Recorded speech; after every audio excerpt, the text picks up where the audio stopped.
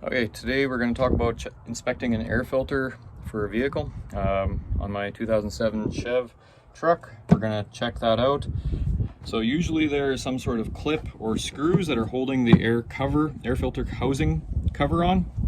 And so I've loosened and taken out my screws here, being very careful not to drop them. That's a common mistake.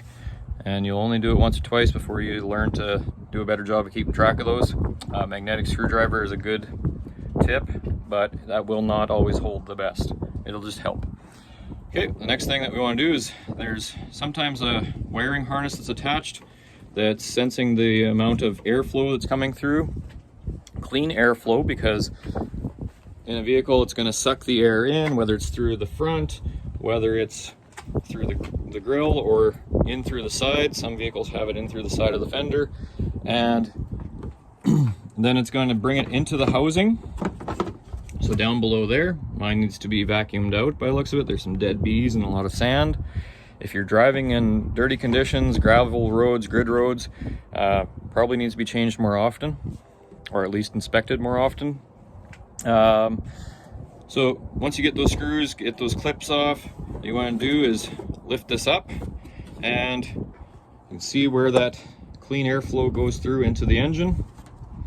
Take your filter out and you want to inspect it. So if you have a flashlight, you want to shine the flashlight through and behind, trouble light, any kind of light that'll give a good intense light through it, and you'll see how much dirt is in there.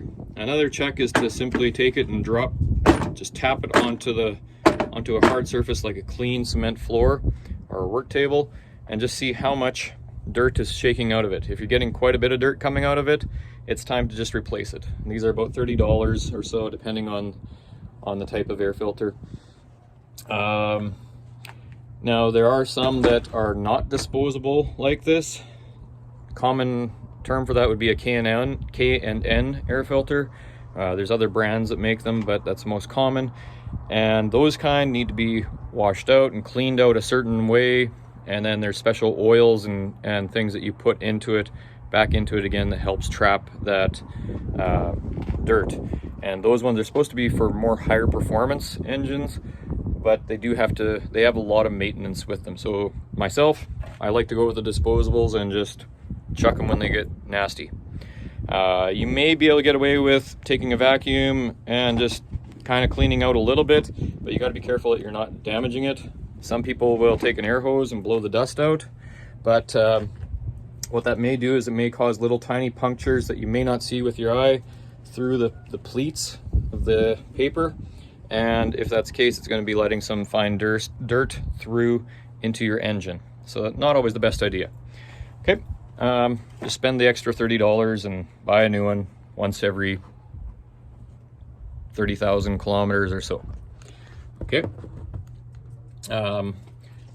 So we're going to put that back in.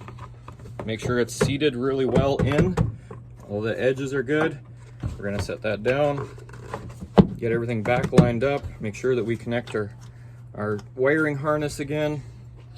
And make sure it's clipped in all the way. And then I've got these screws that I'm going to put back in a minute. All right.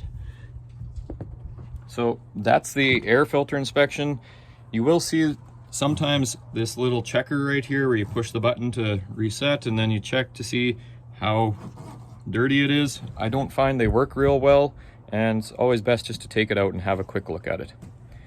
Okay, so that's inspecting your air filter.